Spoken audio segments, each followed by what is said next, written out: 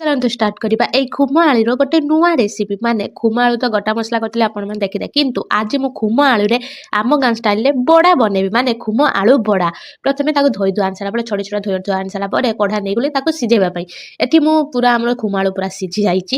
ସିଝି ସାରିଲା ପରେ ଆକୁ ମୁଁ ଚକୁଡ଼ି ଦେଇଥିଲି ଲୁଣ ପକେଇକି ତାପରେ ଟିକେ ହାଲକା ଟିକେ ପିଆଜ ପକେଇଦେଲି ତାପରେ ଶୁଖିଲା ଲଙ୍କା ଟିକେ ଟିକେ କାଟି ଦେଇକି ପକେଇଦେଲି ତାପରେ ମୁଁ ପକେଇଦେଲି ହାଲକା ଟିକେ ଲୁଣ ତାପରେ ହଳଦୀ ଗୁଣ୍ଡ ତାପରେ ଲଙ୍କା ଗୁଣ୍ଡ ତାପରେ ମୁଁ ପକେଇଦେଲି ଜିରା ଗୁଣ୍ଡ ପକେଇ ସାରିଲା ପରେ ଅଳ୍ପ ଟିକେ ପକେଇଦେଲି ଧନିଆ ଗୁଣ୍ଡ ପକେଇ ସାରିଲା ପରେ ତାପରେ ନେଇ ଆସିଲି ମୁଁ ଗୋଟା ଜିରା ପକେଇ ସାରିଲା ପରେ ଆଉ କ'ଣ ବେସନ ପକେଇବା ବେସନ ପକେଇ ସାରିଲା ତା ଟେଷ୍ଟ ଆସିବା ପାଇଁ ସୋରିଷ ତେଲ ଟିକେ ପକେଇଦେଲି ପକେଇ ଦେଇ ତାକୁ ଏବେ ଭଲ ଭାବେ ଆମେ ଗୋଳେଇ ଦେବା ଗୋଳେଇ ସାରିଲା ପରେ ଏମିତି ଆଣିବେ ହାତକୁ ଗୁଳା କରିଦେଇ ଏମିତି ଥାପି ଦେବେ ମାନେ ବଡ଼ ଆକାରରେ ତାକୁ ଆପଣମାନେ କରିପାରିବେ।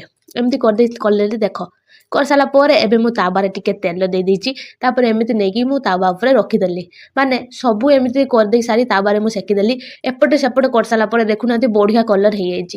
ଏଠି ଆମର ପ୍ରସ୍ତୁତ ହେଇଯାଇଛି ଆମ ଗାଁ ଷ୍ଟାଇଲ ଖୁମ ଆଳୁ ବଡ଼ା। ଆପଣମାନେ କେବେ ବି ଖୁମ ଆଳୁରେ ବଡ଼ା ବନେଇଛନ୍ତି ନା ବନେଇନାହାନ୍ତି? ଯଦି ବି ଆପଣମାନେ ବନେଇନାହାନ୍ତି ତାହେଲେ ଯାଆନ୍ତୁ ନିଶ୍ଚୟ ବଡ଼ା ବନେଇ ଖାଆନ୍ତୁ ତାପରେ ଟେଷ୍ଟ କରି କହିବେ କେମିତି ଲାଗୁଛି। ରହୁଛି।